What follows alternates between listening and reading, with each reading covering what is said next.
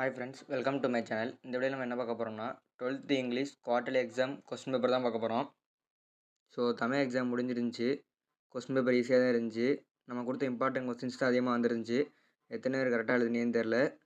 சரி விடுங்க, இப்போ வாங்க அந்த வீடியோக்குள்ளே போகலாம். ஸோ வந்து ஃபஸ்ட்டு செக்ஷன் வந்து ஃபஸ்ட்டு பார்ட் வந்து 1 வேர்டு. உங்களுக்கு வந்து 21 வேர்ட்ஸ் அட்டன் பண்ணணும். 20மே புக் பேக்கில் இருந்து தான் வரும். நோட்ஸுக்கு பின்னாடி இருக்க 1 வேர்ட்ஸ் படிச்சிட்டாலே போதும்.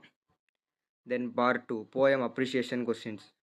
புக்கு பின்னாடி கொடுத்துருக்க அப்ரிஷியேஷனை மட்டும் படித்தா போதும். கண்டிப்பாக உங்களால் 4 அப்ரிஷியேஷனே எழுத முடியும். தென் நெக்ஸ்ட் பார்ட் வந்து கிராமர். இதில் வந்து ஃபஸ்ட்டு வந்து direct indirect speech, active voice, passive voice, simple, compound, complex, conditional case 4 தான் இருக்குது. இதில் நீங்கள் 3 எழுதணும். கிராமர்லாம் வந்து உங்கள் ஸ்கூலில் சொல்லி கொடுத்துருப்பாங்க, நல்லா படிச்சுங்க. தென் பார்ட் 3. பார்ட் 3 வந்து ஃபஸ்ட்டு வந்து இஆர்சி. இஆர்சி எப்படி எழுதணும்னா, ஃபஸ்ட்டு எல்லோரும் பெருசாக சொல்லுவாங்க, நான் சின்னதாக சொல்கிறேன், மட்டும் எழுதினா போதும், கண்டிப்பாக மார்க் எடுக்கணும். ஃபஸ்ட்டு வந்து கான்டெக்ட்ஸ்னு போட்டு போயம், என்ன போயங்கிறத எழுதுங்க. போயட், அந்த போயட் பேர் எழுதுங்க. இது 2 எழுதினாலே உங்களுக்கு 2 மார்க் கண்டிப்பாக கொடுத்தாகணும். அடுத்து எக்ஸ்ப்ளனேஷன், அந்த லைனை எக்ஸ்பிளைன் பண்ண தெரிஞ்சால் எக்ஸ்பிளைன் பண்ணி எழுதுங்க.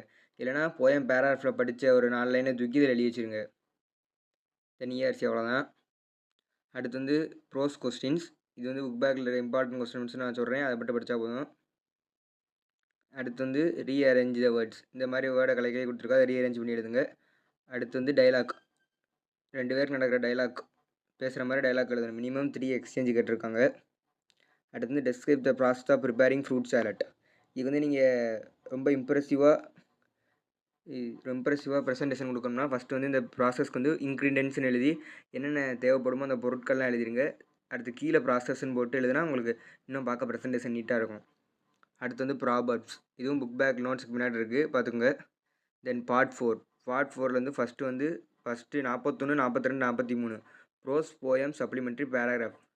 இது வந்து ஃபஸ்ட்டு 4 யூனிட் நமக்கு இங்கிலீஷில் போர்ஷனில் 2 யூனிட் மட்டும் படித்தா போதும். அதிலேருந்து 1, இதிலேருந்து 1, இந்த மாதிரி மாற்றி மாற்றி கேட்பாங்க. 2 யூனிட்ஸ் மட்டும் படித்தா போதும், உங்களால் 3 பேராகிராஃப் அட்டன் பண்ண முடியும். அடுத்து சம்மரி ஆர் நோட்ஸ். உங்கள் ஸ்கூலில் நோட்ஸ் எழுத சொன்னாலும் சம்மரி எழுத சொன்னாலும் அதை பற்றி எழுதிக்கோங்க. அடுத்து வந்து ஜாபுக்கு லெட்டர் எழுதுகிற மாதிரி லெட்டர் கேட்டுருங்க. அப்புறம் ஃப்ரெண்டுக்கு லெட்டர் எழுதுகிற மாதிரி லெட்டர் எழுத சொல்லியிருக்காங்க. இதில் உனக்கு எந்த லெட்ரு ஈஸியாக இருக்கும்னா ஃப்ரெண்டுக்கு எழுத லெட்டர் தான் ஈஸியாக இருக்கும்.